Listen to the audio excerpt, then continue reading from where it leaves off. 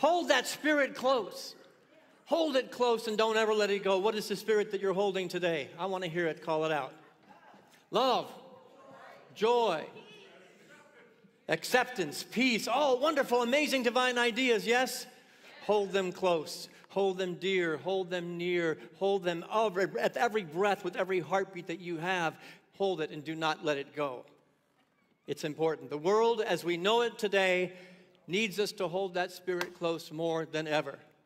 And today is going to be, I guess I call it a little bit of come to Jesus meeting. I'm going to hold us to a higher vibration and a higher accountability to hold that spirit close even when it's ugly, even when it's difficult, even when it is dark. The world as we know it today needs what we do in this room now more than ever. Have you noticed? Have you been paying attention? And it's okay to clap for that because that's energy moving. That's taking that spirit and spreading it everywhere. As I look at the world today, the oneness that we hold very near and dear in our hearts and in this community is starting to wane on the national scene. Have you looked at the news? Have you looked at the divisiveness of our world, our country, our human race? We're getting farther and farther and farther. So now, more than ever, do we need to be upping our game. Today, I up my game. Say that with me. Today, I up my game. I'm going to ask you to do that a couple of times during the service, so give me a little more punch to it. Today, I up my game. Today, we up our game as a community of oneness, as a beloved community of love and joy and peace, and all the great things that we just heard. It's waning. Now more than ever, we are being called to attention. Attention. To up our game. We are being called to attention for a purpose, a common bond, a common denominator that is love, that is the oneness that we believe in this community. And to use our creative abilities not in a small way. You know, we've learned through the principles of unity, we've learned through the coming together that we are creative beings created in the image and after the likeness of creation itself. That means you are creative. And when we come together and hold a spirit close, a common spirit, there's nothing more powerful on the planet. Yes? Yes. Today we up our game together. So what are we creating? What are we creating? What are you creating? Peace. Today is peace. Say that with me. Peace. Now feel it at the depth of who you are.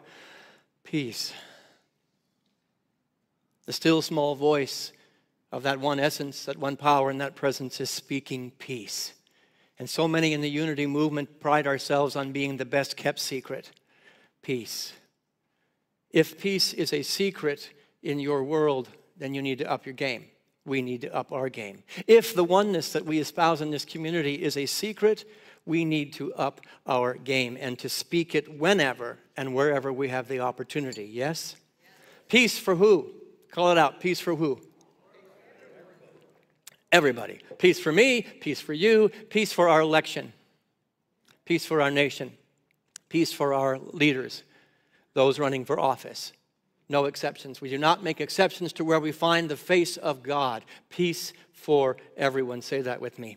Peace for everyone. We cannot and will not be moved or budged in our intention and our goal and our visions for peace on earth. And as the song says, let there be peace on earth together and let it begin. Doesn't say let it begin with somebody else. Let it begin with the government. Let it begin with that politician or that church or that person. Let it begin with me. No matter how hard or frustrating or difficult or dark it might get. I'm holding our feet to the fire today. The song, didn't the song just absolutely feel like you were being held to the fire? This is what the song had to say. I love these lyrics. Let's read it together. Out there in the world, we are feeling the sting and the bite, but within us is a spirit of thunder and lightning. Breathe that in for a second. This isn't part of the song. This is your minister speaking.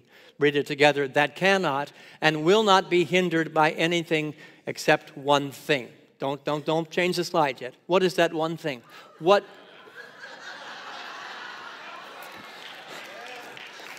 Except one thing. I bet you're psychic. All the psychics in the room can figure out what the one thing that will stop that peace from coming to be. Say it with me. Look at that. We're all one mind. It's amazing how we're all of one accord and one heart and one mind.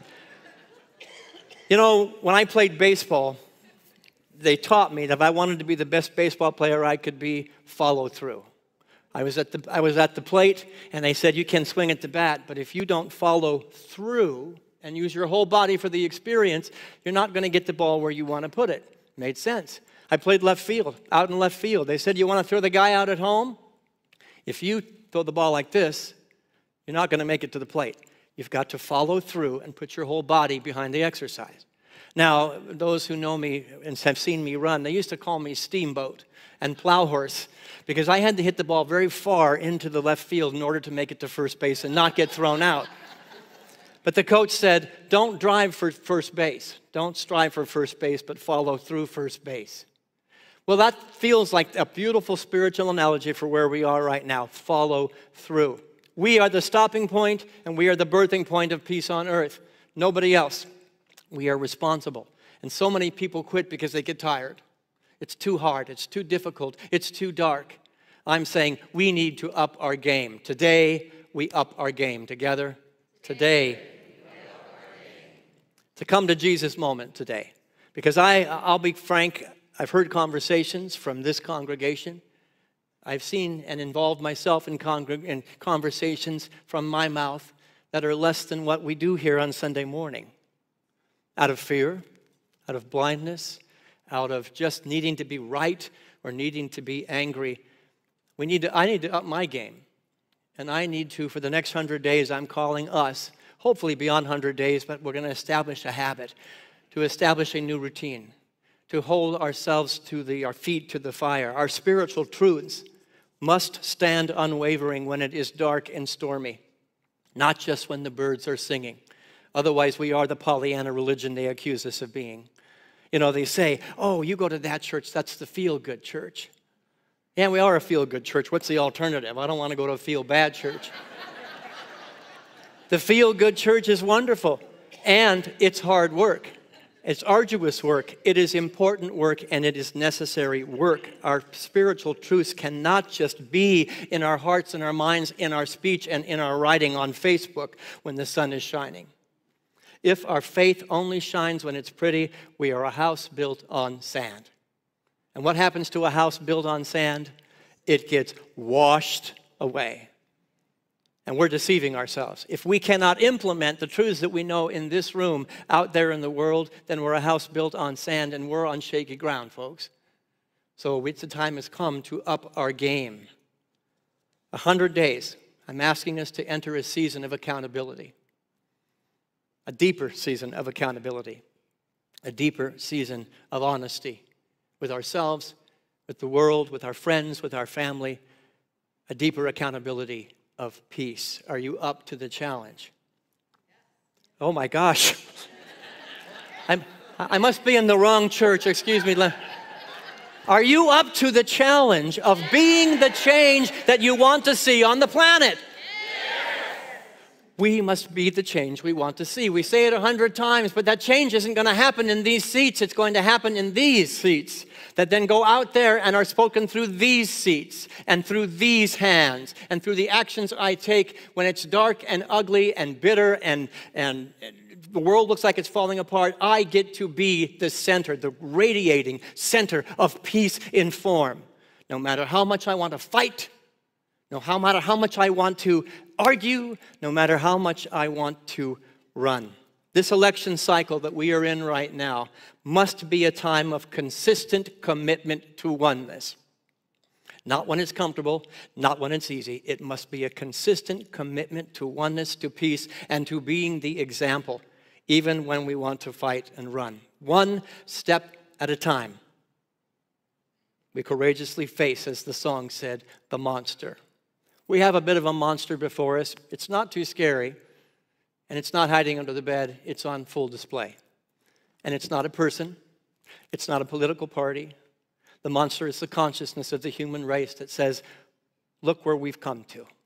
Look at me. And it's come up from the consciousness of the collective saying, look at me, here I am. What we do with that monster when it shows up is vitally important to what's going to happen on November 4th, 2025, and far beyond. A book that saved my life. I wish I knew the author. I cannot find it anywhere. Maybe it was just a dream I had. and it was called Hug the Monster. Last week, we asked that question: do you need to be helped, hugged, or heard? And I think the monster is saying, I need all three. I need you to be the Christ. I need you to be the Buddha. I need you to be the light. And I'm so afraid. And the collective consciousness is raising its ugly face, and it's saying, look at me. Look at me. And we don't shy away from that. We don't shy away from the look, no? Let me be clear. When I talk about hugging the monster and I talk about peace, it is not passivity. I'm saying upping our game means it's going to require all the strength you have in your being. Not passivity. What did Jesus say? Blessed are the meek, for they shall inherit the world. He was speaking about the power and the strength of peace, of love, of joy, of all the divine ideas that we are holding close. Again, put your hand on your heart and say that divine idea again. Whatever it was you said. Peace, love, joy. Hold that spirit close, because now it is needed more than ever, because the monster is saying, I will not be under the bed anymore. I want you to look at me. We up our game. And that takes all the strength that we possibly have. Yet we are the ones that are not going to have our home washed away on the sand of a spirituality that only exists on Sunday morning between the hours of 11:15 and 1. It must be a spirituality that when we get out of these doors and we're hitting rubber meets the road spirituality, all of a sudden, this is the test. This is the moment where I don't play small anymore. The word commit. The word commit, I love the etymology of words, and it comes from the Latin committere. Those Latin scholars in the room, pardon my pronunciation. But basically, the sound booth is, I guess, trying to hurry me up, because they're putting up those, it's there before I even say it. It's as if we are one mind.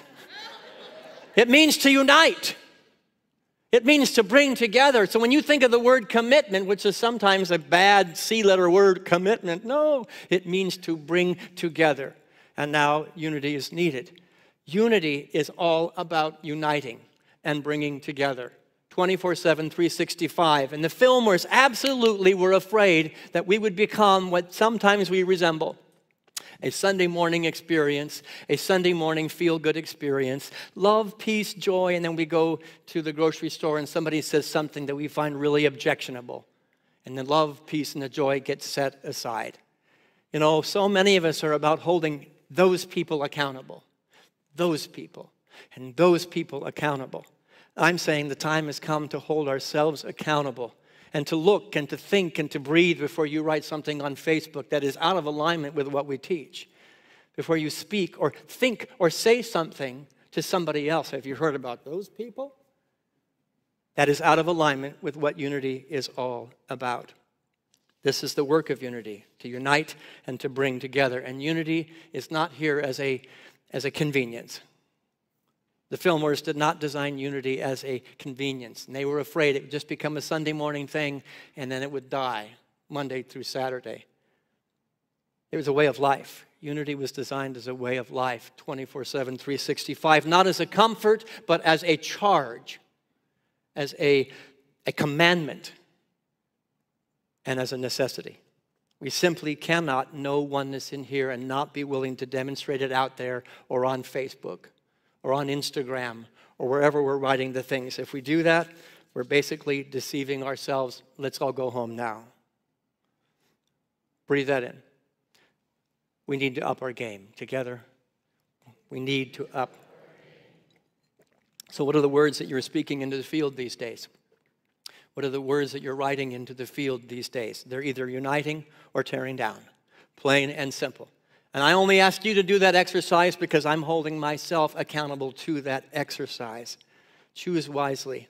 Scripture says, to whom much is given, much will be required. Say it with me. To whom much is given. Spiritual practice requires much from us. A spiritual hobby does not. Spiritual practice requires much from us. How many people, by show of hands, as a result of being part of this community, part of the unity movement, has gotten something beautiful, sacred, holy, and true that you carry with you that's made your life a better place? How many people have gotten that? Look around the room. To whom much is given, much will be required. And so again, I say a spiritual practice requires a great deal from you. A spiritual hobby does not. Which one are you involved in? Is the peace that we sing about, the peace that we pray about, the peace that we meditate on what we really want?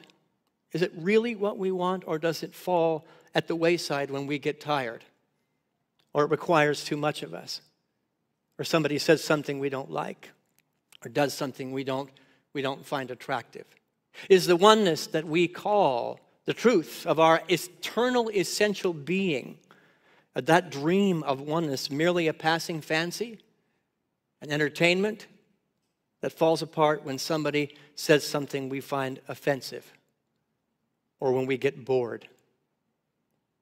The unity path is not for the faint of heart. The way to peace is not for the faint of heart. And so I have to ask myself these questions as I up my game. In this very busy world, spirituality demands a greater prioritization. The truth demands a greater prioritization, or it's just a hobby. And God and world peace just get the leftovers. I'm going to ask Danielle and Avril to come up. I thought I might get a practice to do this first service, but we got so engaged in the conversation that we didn't get to it. But I'm going to ask them to stretch a rope across right here. And I want that rope to represent 24 hours. 24 hours of your life. A day in the life of Mike, of Marie, and of Mark. I was so worried it was going to get in a knot. That's why I gave the rope to you guys, because I would have put it in a knot. I'm the guy on Christmas morning or the Christmas Eve service that's still untying knots. Oh, you got it. All right, stretch it tight. This represents your life in one given day. Hold it tight. I'm not gonna do any jump rope today.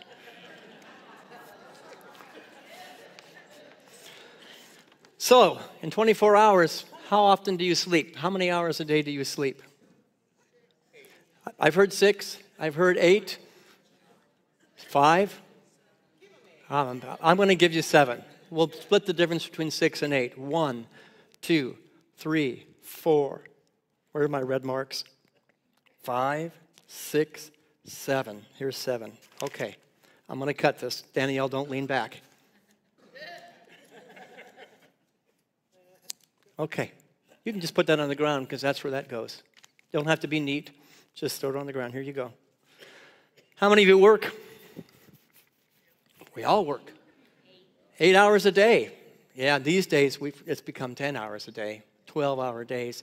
But let's just stay with 8 because that maybe is some kind of balance. 8 hours a day. 1, 2, 3, 4, 5, 6, 7, 8. Don't lean back. Okay. We still have enough room for God. We still have enough room for peace. How many of you like to eat? I love to eat. I love my food. How many love to prepare that food? Oh, yes, it's an art. It's like making love to the earth when we eat and you make that food. How many hours a day do we eat and prepare our food? You're married to a chef. A little more time? Would you say 2 hours would be eating of a meal for 3 meals a day if we're being healthy? 2 hours to eat. There's still time for God. There's still time for peace, yes? All right, here's the big one. I looked at my phone the other day, and it told me how long I'd been on. It looked at how long I'd been on social media for that day. How many do you think? 6 hours. 6 hours? You're going to lose a finger, Avril. I hear 2. I hear 1. Are we really saying 6 hours a day?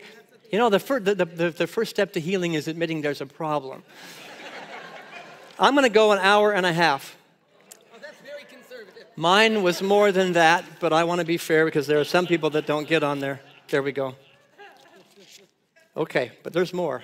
How many people have a family? Oh, look it. We are a family. There's family obligations. How much time do you devote to your children or your parents or your siblings? Oh, you're going to lose another finger. Anybody? 25? Be honest, I got it. 2 hours? Somebody's 2 hours towards your family balance, do you think? More like 3? I'll do 2.5. I'd love do I hear 2.25? Sold to the lady in pink. There we go. That's all you get, Clementine. Yeah, I'm sorry. Reverend Richard said, Clementine, your time is up. How about household chores, maintenance, cleaning your house, picking up your yard? Avril seems to have like 180 hours in a day. She is a Virgo, so she does get more done than most of us. Household chores, how about I just take 30 minutes? Oh my God. You want more? Give us an hour. Okay, we have clean homes. Don't we feel good about our homes and our yards look so beautiful? How many people spend time in the car? Oh, did you hear the moan? Yeah. Oh, yes. I put a half an hour. He didn't even do makeup. Oh, we're not there yet. How long are you in the car driving? Did somebody say 2 hours? How about an hour? There's still time for God. There's still time for, how about hygiene, including makeup and making yourself look so fabulous to the world? 10 minutes? Honey, we have to go to church. Drag yourself out of bed. We're leaving in 10 minutes. About 30. How about we just cut this? We'll just cut it there, and we're good with that? That's good. Because you guys are way more liberal than I am. And the conservatives in the room are saying, he's never going to say that. How about taking care of animals? We have pets. We love our four-legged. That's family. Yes. So we already cut them out. We got it over there. We got it taken care of. Shopping. I just love the moans. A day, for 1 day. How much? 2 hours. Your lucky wife, Bob. Exactly. I have everything delivered. Just spread it out. We'll just get a little piece for shopping there. Ooh, did I catch you? I hope I didn't catch you. How about organizing all this and maintaining friendships? We have friends, right? Well, sometimes you dip in other wells, like you sleep an hour less. Okay. Do our friends get that much time? Pretty much. There's still pieces of our lives down there. How about just volunteering, organization, education, or reading a book? There's no, yeah, you're like the readers out there going, hell no. All the other things of life. Audiobooks in the car. I come to you, Father, and I make my offering of love, of peace, of joy, of all that is good and holy. Okay. I think we